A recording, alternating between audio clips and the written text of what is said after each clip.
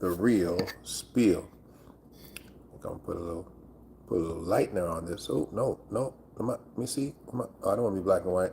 Listen, this conversation is about Broderick Steve Harvey the third. All right, look at that. They got all kind of. They got stuff. I don't have to look like myself anymore. Look at me. Mm-hmm. Broderick Steve Harvey the third is interviewing Kamala Harris, and he's taking a little bit of hits from the black community. The black community said that Steve did not ask her any hard-hitting questions. Steve did not ask the elephant in the room question, what are you going to do for black people? In fact, what Steve said is that I am not asking her any hard questions because this is not one-on-one. I'm on her team. And I'm trying to throw her an alley-oop for a dunk. And he went into this point.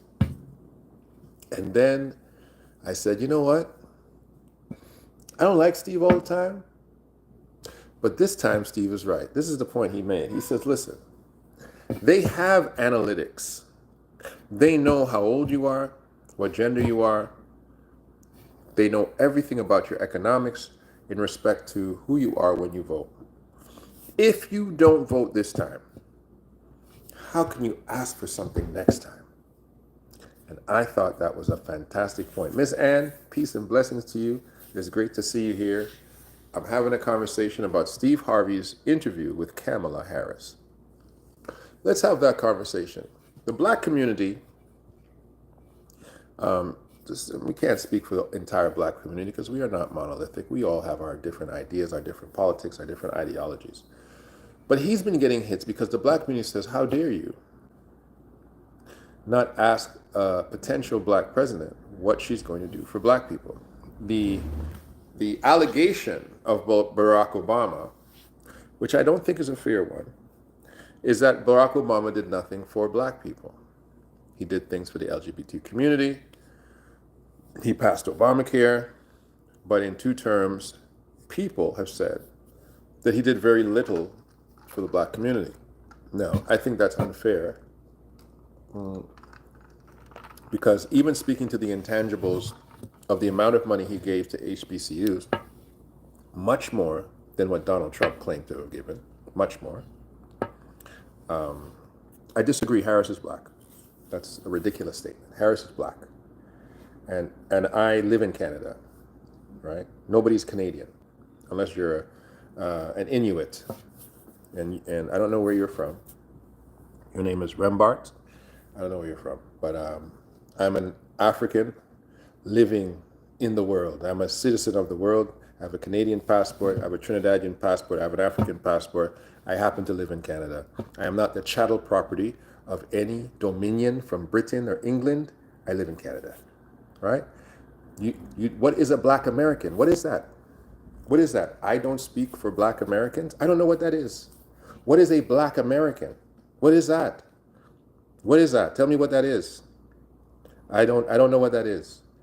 I know there's an African group that are in America that supposedly identify by the colonizer who took them over. I don't know what that is, right? All I know is there's a group of Africans, about 35 million to 40 million, who have the potential to have self-governance by an individual who represents them more than the other guy. So that's what I'll say. Kendrick told y'all, not us. You're funny. You're a hilarious guy. I'm not even having the conversation because Drake, guess what? He's not black. Go have that conversation with Drake. Yeah, he's black too. He's an Arab. Listen, Steve has had the presence of mind to let y'all folks know that this is not the time to pretend like you're political. The black man in America has stopped being political, probably at the death of Malcolm. You stopped being political long ago. You stopped being political long ago. You stopped being political when hip hop came. You stopped being political when they started paying you multiple amounts of dollars to be rappers selling poison to your own people. No, this is not a time to be an individual who is now lining up behind Donald Trump. I don't understand. I don't understand it. It speaks to such incredible confusion in the minds of some. I cannot blame all. I cannot blame all, but some. All right, brother, I wish you would. I wish you would have left when you came. You're so. This the confusion of not realizing opportunity.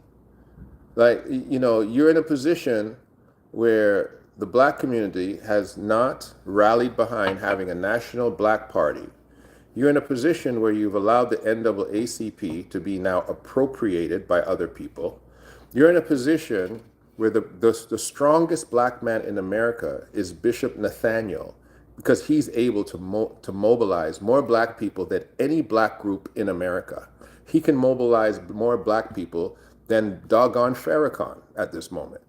And even with the Farrakhans, with the Bishops Nathaniels, with the Geno Jennings, with all of the black intellects of Neil Dyson, of gentlemen who have talk shows and podcasts, Oprah and Steve Harvey, still, the black community has still, in America, of which I don't speak for according to you, they don't have a national party that can speak on behest of the entire black community. So when you get an individual of African descent, because I don't know what's wrong with black people who are saying that a woman whose father is an African man in Jamaica, how more black do you need?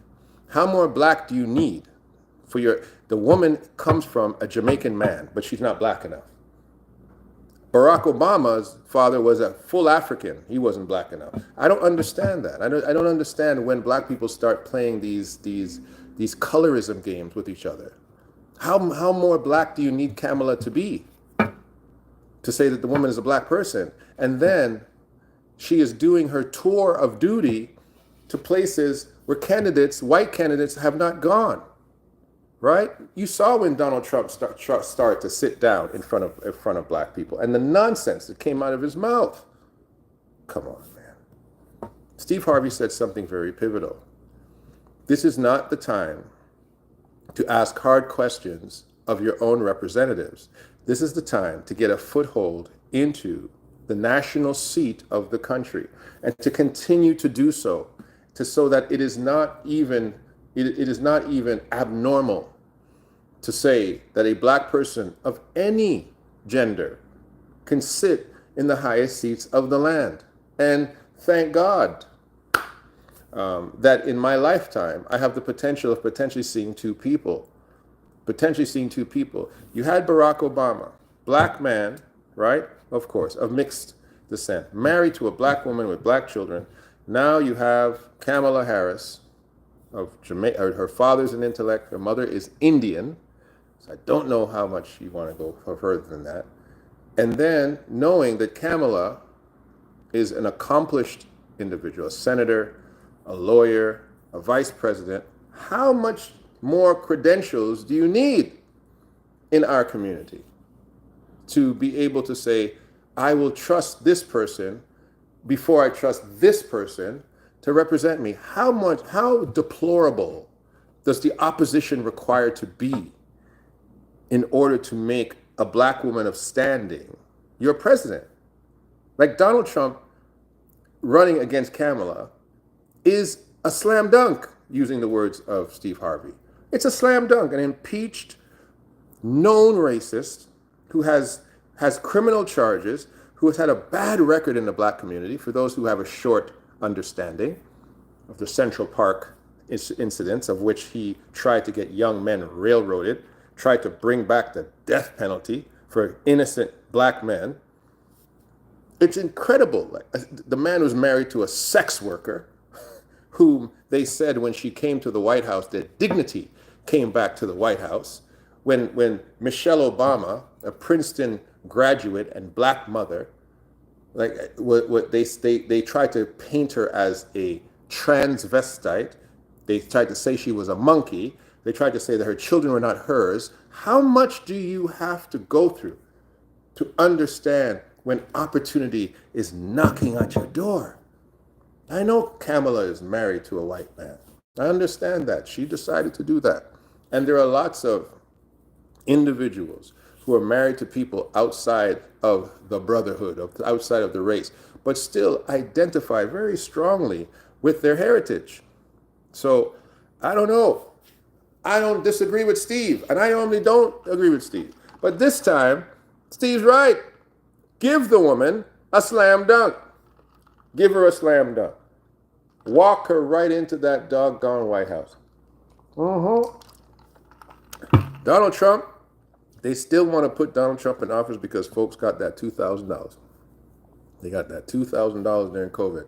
Kamala came out and said, I'm about to give you $25,000. I'm going to raise it. I'm going to raise it 10 times. 25. I'm about to give you $25,000.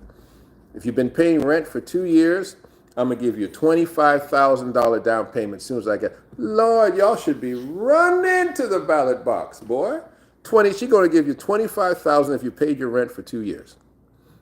Listen, policies and politics, all these things are the propaganda of the state and of the governmental positions and ideologies of these people. We understand.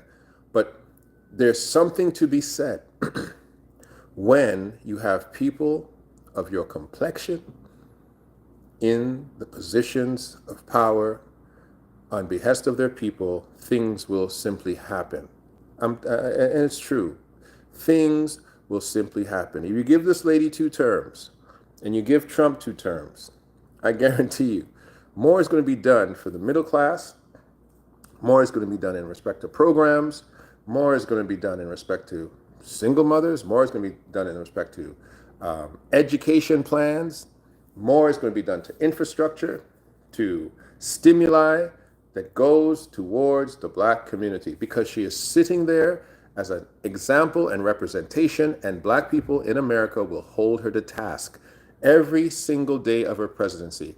Those first 100 days of her presidency, black people are going to hold that lady to task. You're going to. But when you do not put a person that represents you there, you have nothing to say. You can't scream at Donald Trump and say, what are you doing for us? It's a joke. He won't even look at you. He'll tell you point blank, you didn't put me here. He'll tell black folks straight, you didn't put me here. Donald Trump says the most ridiculous things. I'm the best thing that's happened to black people since Abraham Lincoln. He didn't read the history books. He didn't know that Abraham Lincoln didn't want to free the slaves. That's the best thing that's happened to black people. He's the best thing that happened to black people since Abraham Lincoln. If you do your homework and talk to some of the greater minds in the black community, they will tell you that black people are not at the mass level, are not more economically further since the Emancipation Proclamation. He'll tell you that. He'll let you know that, right? If you know who I'm talking about, say his name. He's written a book about it. If you know who I'm talking about, say his name. That the advancement of black economics has not advanced per capita since the Emancipation Proclamation. You are still living in a plantation. You are still living in Jim Crow statuses. When you have an individual who can be a Moses to you, who can be a Harriet Tubman to you, but you're now trying to figure out how black she is, and you don't want to put her in a position where you have endeared yourself to her, but in fact that you're now second-guessing, cross-examining her off of her record. Even if you look and see, they say, oh, she put all these black people in jail. Look at the record. Look at the record.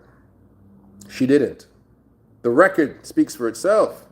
So there are some things that people just simply have to check the record. But even after you check the record, who's the other guy? Who is the other guy? I don't understand why this is such a hard thing. I've seen white people say unequivocally they will not vote for Donald Trump again.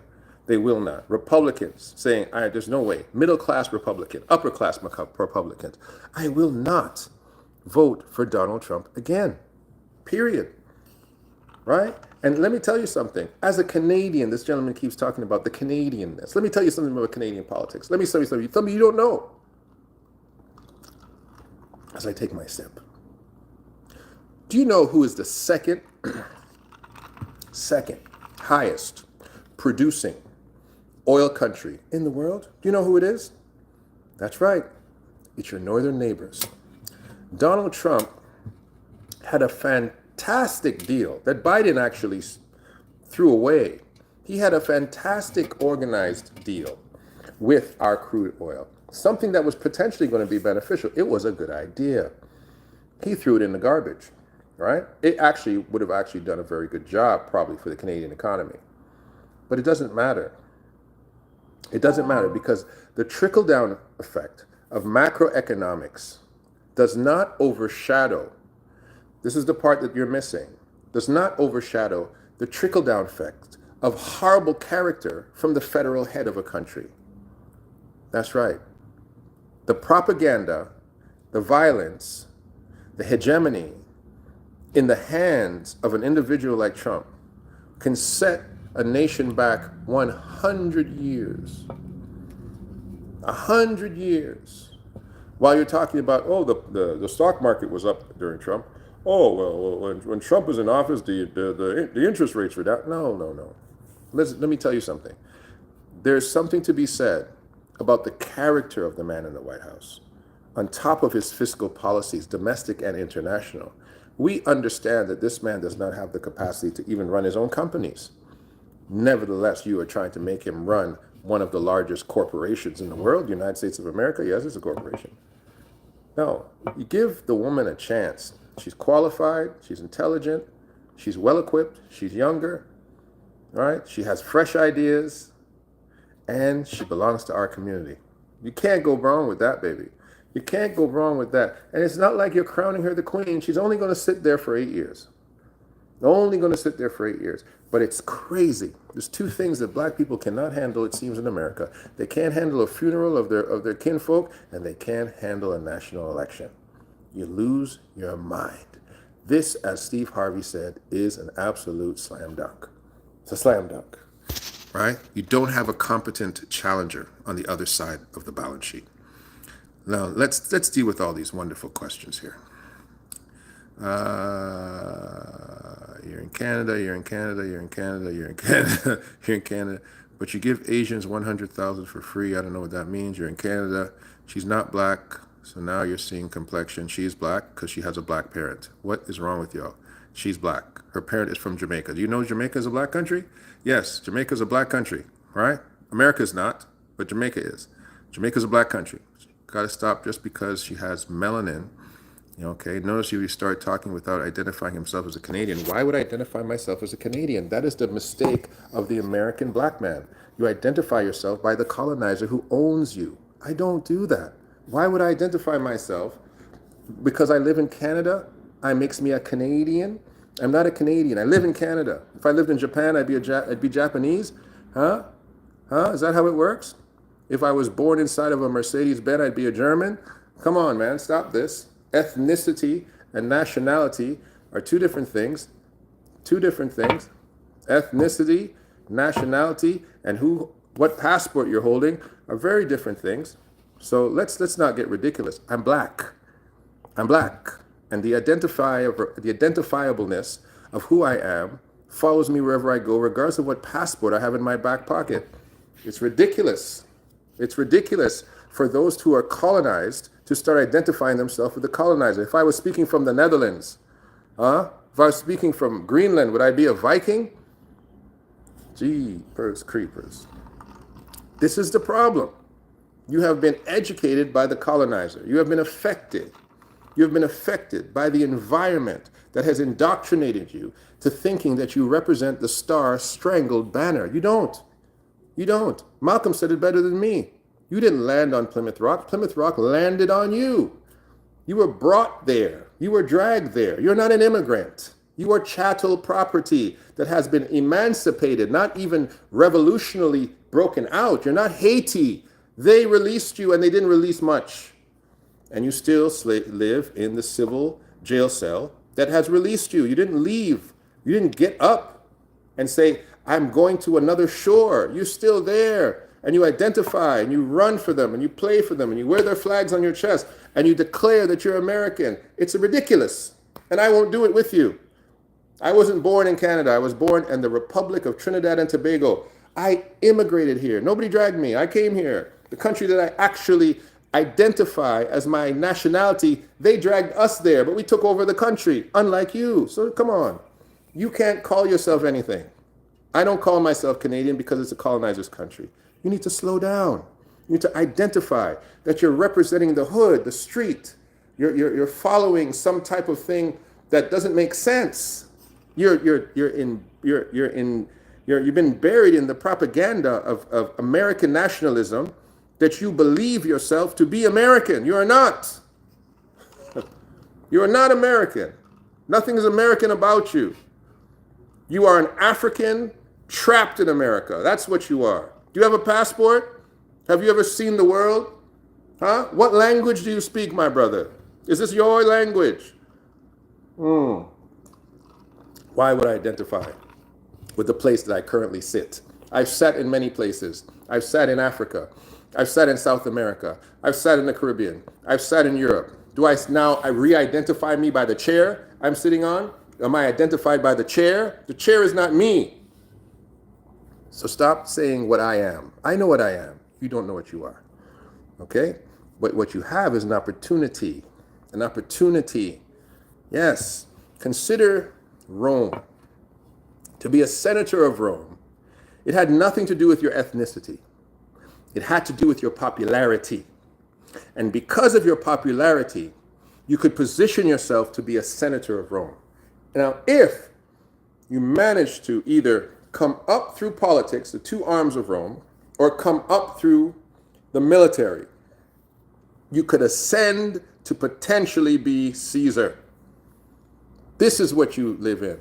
This is the scenario you have. You have Senator Harris in a position to take herself and her constituency to a position of royal perpetuity. You have the ability now to go to the throne and say, you represent us. You are shirking a responsibility. You are on the wrong side of history. The wrong side of history. What are you looking at? Now, some of you are tied up in this. And I understand. You're tied up in the Democrats' position on things like the LGBTQ community. I understand. You're tied up in the Democratic position of pro-choice, right?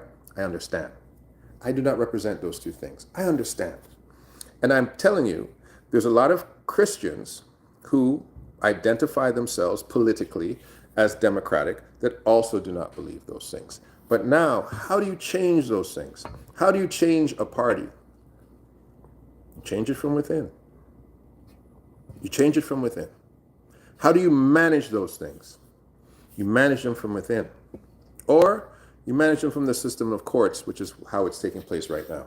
Kamala Harris cannot change back Roe versus Wade. Can't do it. Right? Now what is taking place on the state level, I know so much about American politics and I don't know anything about America, it's crazy. On the state level, those governors have within their hands the capacity to control abortions, right? Which is where it should be. Whether they want to allow or whether they do not want to allow, absolutely. And who else controls those things? The constituency that says we will hold you to task. About this topic, Ms. Harris, leave it alone, or you will lose us. Absolutely. Absolutely. America, without war, without drone fire, without propping up any puppet government, is the greatest genocide nation in the world. The amount of babies that are aborted in America outperforms any set of wars in the world.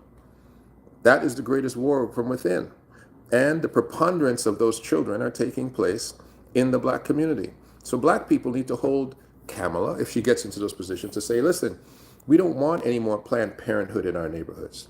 We don't want any more media sources or any more supportive information telling our teenage girls how quickly and how easy they can have an abortion. We want different levels of communication when it comes to those particular matters. And how do you do that? From within. From within. You do it also by making sure that the church community, the religious community, supports her and says, Mrs. Harris, we are holding you to task in these particular areas that we hold as sacred. And we do not want you to advance the platform of your party in these particular areas. We have to do something better than what they did with Barack and allow Barack to have too many policies that were pro-LGBTQ, et cetera, because they've got a lot of stuff attached to that now. And we've got to say, hey, they have their platform. The platform of the conservative black Democrat that has put you in power, that needs to be addressed in your term. You do that from within. And to me, that's all good old Steve was saying. That's all good old Steve was saying. He's like, hey, I can't get that other guy to sit down here with me.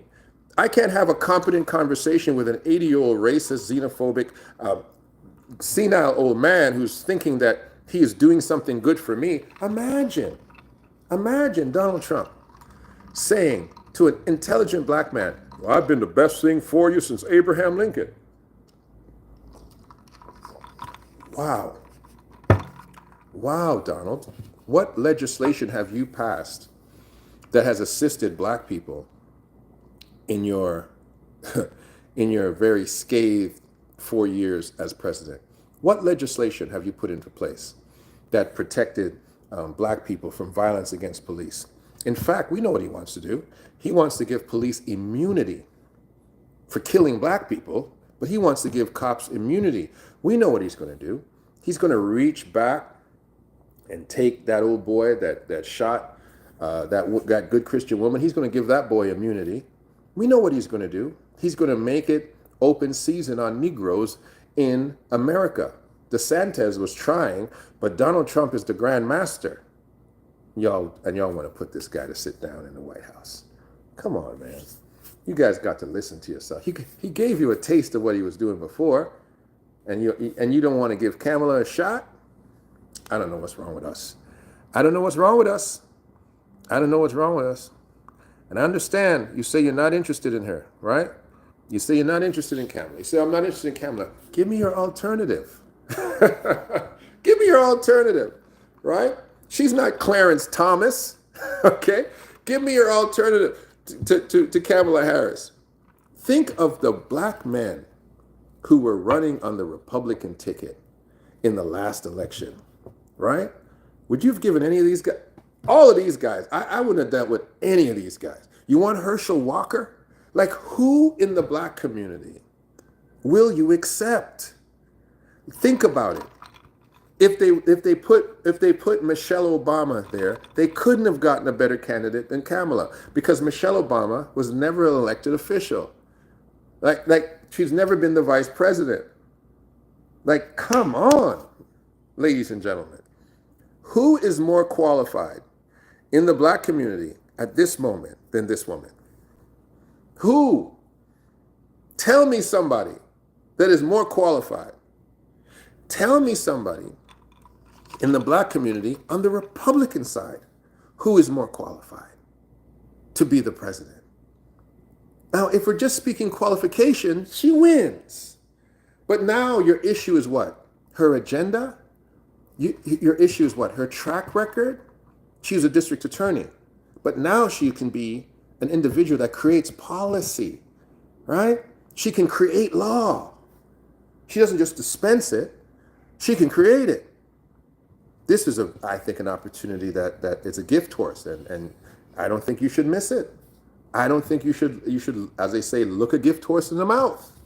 You should take the opportunity to say, you know what? We're going to put our sister in place and see what happens.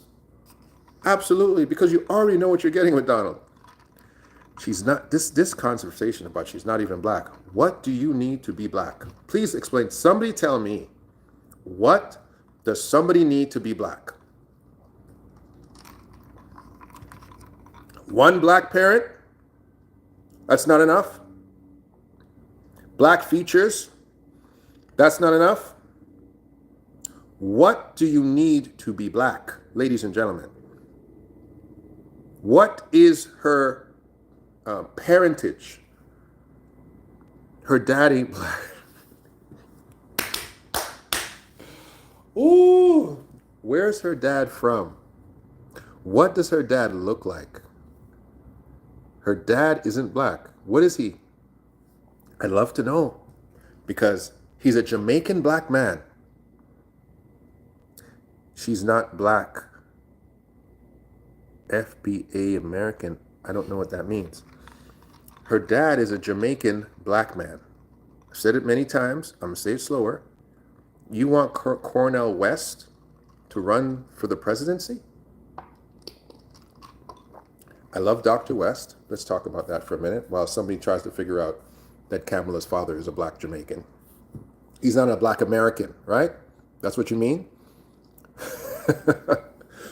So therefore, black people are only black Americans? Is that what you're trying to say?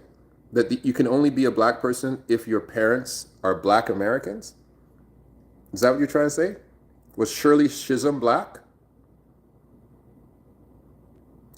Barack Obama, his father was an African. He was Kenyan. Does he consider to be black? Or is Barack not black? My father is not a black American, not a black Canadian either. Like, this is ridiculous. I must be reading this wrong. But let's talk about Cornel West. Cornel West, she's admitted to not being black. This is ridiculous. She is admitted that her parentage is black and Indian. That's the facts. She is Indian and she is black. Are Indians Caucasians? What are Indian people? What are people from India? I don't understand. Anyway, Cornel West. Cornel West, one I believe to be one of the greater minds in America. There's two great issues with Dr. West. Number one is Dr. West did not have the presence of mind to even run for election in a party that had the capacity to vote in every state.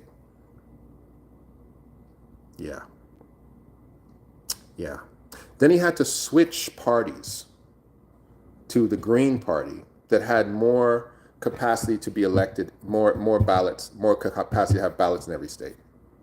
So right there, even running, he didn't do that wisely. Secondly, Dr. West is a notorious pacifist. Fantastic. I think it's great. I think he'd make an excellent diplomat.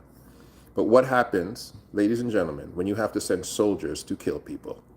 And Dr. West is a notorious diplomat. His position is that we can talk to people. And I agree with him. I agree. Which makes him a better diplomat than he could ever be a commander-in-chief. I think he would struggle as a commander-in-chief. That's what I think.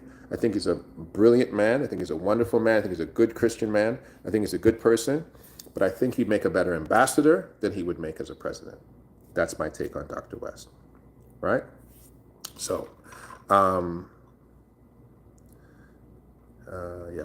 So, in respect to Kamala's ethnicity, you're being ridiculous. In Trinidad, where I from? I'm from Trinidad and Tobago. You know what we call Kamala? Because we don't say Kamala like you Americans do. We say Kamala. Kamala would be a Dogla. You know what a Dogla is? A Dogla is when an African man or a Negro man has a child with an Indian woman. And when they mix them two, they call him a Dogla. And in truth, they don't just have Dogla, they have a Spanish Dogla. So when a black man has a child with a Spanish, we don't call them Spanish, we call them a Spanish. We call them a Spanish Dogla. So the mixed individuals in Trinidad and Tobago, we refer to them as Dogla, right? And so if your Dogla is really pretty, we call you a sweet Dogla. So Kamala is a Dogla. That's what she is. She's black and Indian. She have mixed rice. You call it mixed up rice. In Guyana, you call it mixed up rice. Right. So Kamala is extremely black. And this is the problem, that you have been told by the colonizer what black is, to the point that you don't know what black is anymore. Do you understand that for the most part of the world, that blackness was not even considered to be an ethnicity. The concept of blackness. You could have been a Carthaginian, an African, a Grecian. Didn't matter. A Roman. The Apostle Paul was a Roman citizen. Paul of Tarsus was what? A black man, a black Benjamite, right? Of Roman citizenry. Y'all didn't know that? Oh, you didn't know that? Right? So people were not identifying by their so-called complexion. They're identifying themselves of their citizenry. But because you've become chattel and because you have been dehumanized, what we have done is we have now said we re-embrace our humanity in the complexion that you were prejudiced us against, and it's great. So therefore, we are more united by our complexion than we are by our passports. But you are now trying to switch it around and to disenfranchise me from blackness because I live a couple meters north of a border that you didn't even create. Ridiculous. And you're trying to tell us this woman is not black because her father, that comes from a black nation, of which America is not, a nation run by black people, of which America is not, a nation that has a black president, which America does not have, a nation that has a black army, which America does not have. You're saying that that woman that comes from a black man, that comes from a black nation, she's not black. Ridiculous. Craziness. It's like the slave telling the free man he's not free. The world is not America, but I'm speaking in terms of what the world refers to because most people don't understand. My brother, you don't understand. The world is not America. The American perspective of the world is myopic and nobody agrees with the American's perspective. And watch this. Who is the leader of Black America? Who's your leader? Who speaks on behalf of Black America? Who? Give me the voices. Dr. Umar? Steve Harvey? Who speaks for Black people? Geno Jennings? T.D. Jakes? Chris Brown? LeBron James? The Black community in America doesn't have a voice to even articulate who they are. Does the Black church speak for the Black community? Now, 35% of the Black church is inundated with homosexuals. Who speaks for the Black community? This is why our dear brother Nathaniel, Bishop Nathaniel, from the Hebrew Israelites, the purple and gold, has grabbed your attention because you are flabbergasted that one Black man can mobilize thousands of Black men to walk in unity. I'm not a Hebrew Israelite, but I am impressed at his capacity to galvanize people to his causes. And this is the missing link of the Black community. He still doesn't speak on behest of the Black community. Does Roland Martin? He's a Democrat to the core. Does he speak on behest of the Black community? The Black community doesn't have a voice, so we don't know what you're saying. And what your media puts before us is it puts before us pop stars, basketball players, and we don't know what the Black community has to say in America. The world doesn't know what you have to say. Should we see Sha'Carri Richardson? We see that other knucklehead Noah Lyles. That was your presentation to the world. What these clowns did in the Olympics, that's what the world sees. Do they represent who you are? Are you Sha'Carri Richardson? Are you Noah Lyles? No. The Black community needs to unify behind a unified voice that has dignity and speaks for them. And the last voice you had like that was a gentleman by the name of Barack Obama. You were proud to be Black when Barack was running. You were proud to be Black when Barack was giving a speech. You were proud to be Black when Barack was inaugurated into office. You were proud to be a Black man. Before Barack Obama, you had the Million Man March, and the Million Man March made you proud to be Black again. And the only times in between those scenarios where you are proud to be Black is when they murder a Black man or a Black woman in cold blood, and then you wake up out of your stupor, out of your sleep, out of your apathy, and you say, you know what? We need to be united. But why can't you just do it behind an individual who's going to run your nation? Why do you have to distract from her Blackness and put what? A white man who absolutely isn't black, who absolutely cares nothing about you. If the Republicans had a decent white candidate, I wouldn't be bothering with you. But because the President of the United States is attached, that nation is attached to the place where I lay my head, and the policies, domestic and international, of that nation affect the world, then everyone who is black must have a voice about who sits in that chair. Absolutely. And you know what? I hope with all this talk and with all this rhetoric, you get off your behind and actually go and vote. I hope so. I hope so. I hope this is not the only place you're talking. I hope that when it comes time to put somebody in that chair, okay, the house that was built on top of you, called the White House, I hope you put a black butt on that White House. I hope you do that. I hope you do it for sure. Because I don't know why so many intelligent black people today cannot see that Donald Trump is the coming of something very, very bad all over again. Let me read your comments. Let me be fair. I don't want to have a bully pulpit here. I don't have a bully pulpit. I'm speaking in terms of what the world refers to. I'm not American. Okay, I understand. According to Numbers, okay, 1:8, you are who your father is. Her father is black. Why do you keep... This is a dead argument for you. Her father is an African man in Jamaica. Period. That makes her black. I'm a female. I apologize. These things, and we spoke before, but I forgot. Cardi B. Yeah, Cardi B might be. I'm saying in respect to what the general public... No, ignore the general public. The general public doesn't speak for DNA. They ain't like us. I was with them, but y'all led me away from them all. Nobody represents me. I am Yisrael, which is good. All Jamaicans ain't black. Do your research, brother, please, and stop the rationalizing. This Jamaican is black, though. This Jamaican is black. Her father is a black Jamaican. Do you know that? This is Google. Google's your friend, you know. Google's your friend. Just Google Kamala Harris's dad. Google a video. Listen to him speak. He's an intellect. He's a professor. He is an accomplished black man. How black do you have to be black? It's ridiculous. I can't believe I came here to talk about this more than I talked about the fact that Steve Harvey is actually right today. No, man. The guy's a Jamaican black man. He's an intelligent Jamaican black man. His disenfranchisement with his daughter is because of some of her policies, which him and I and most of you agree upon. He's black. There's nothing else to say. Her father is a black man. Her mother is Indian.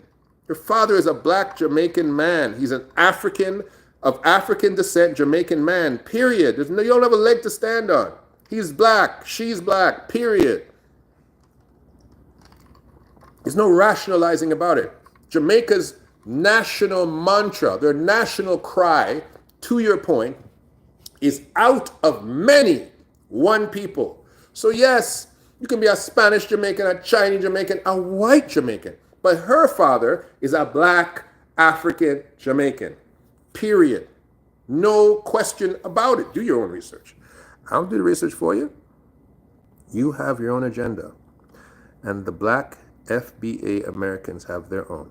My agenda is to make sure that no racist sits on any political federal head seat that has the control of weapons of mass destruction or the capacity to send black people back to the Jim Crow era.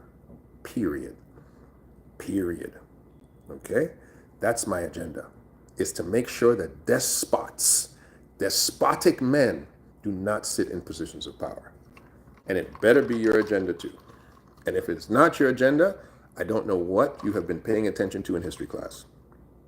Because when despotic white men sit on the White House in America, it's bad for black people. And every now and then, I want to travel over there and go to Miami. Every now and then, I want to drive to Buffalo and pick up some clothes. Every now and then, I want to shoot over with my daughter in Tampa Bay, Florida, and hang out with her because she's living in your nation as a travel nurse. And I don't want nobody shooting my child. I don't want anybody hitching me up at the border. I don't want any problems because you have a crazy racist in the White House, right? I don't believe in borders. I believe that people should be citizens of the world, that these created borders, these borders they created in Africa and told brothers that you are now a different tribe, and these borders they've created here and told the indigenous person, stay on your side of the border, stay on your side of the treaty line, and these borders that you've inherited, and they've been giving you passports, making you think that you're special, that you can cross borders. I don't believe in them. But since the world is being run by powerful Europeans who create their own borders, I want to make sure that I can cross any border that I have to cross. And this is why I do not want the Donald sitting in the White House again. Okay? All right. That's all I got to say about it. Let me see. Many with their heads on straight ain't voting for that lady, considering her track record of black people. Look up her record. Look at how many black people she actually put in jail. It's less than 10. It's less than 10. It's less than 10. Okay? It's less than 10. Look at the record. I looked at the record. It's less than 10. Okay. We haven't forgotten and won't forget. We ain't trying to hear no more. Ding her and him. So you want Donald there. You want Donald in the White House. God bless you. God bless you. This is Del K. Branton. This is The Real Spiel. Listen, I can't tell you what to do. You down there in the United States of America, and I can't tell you, America, KKK, I can't tell you what to do. If you want to put that good old boy in the seat, if you want Massa running your plantation, I can't tell you what to do. Massa has talked to y'all so well that he will make sure that there's some of y'all that rather see Massa than see Harriet. You rather see Massa sit than Harriet run. All right? Like Tubman said, I could have freed much more if they only would have known they were slaves. God bless you. Have a wonderful night. We'll talk to you soon.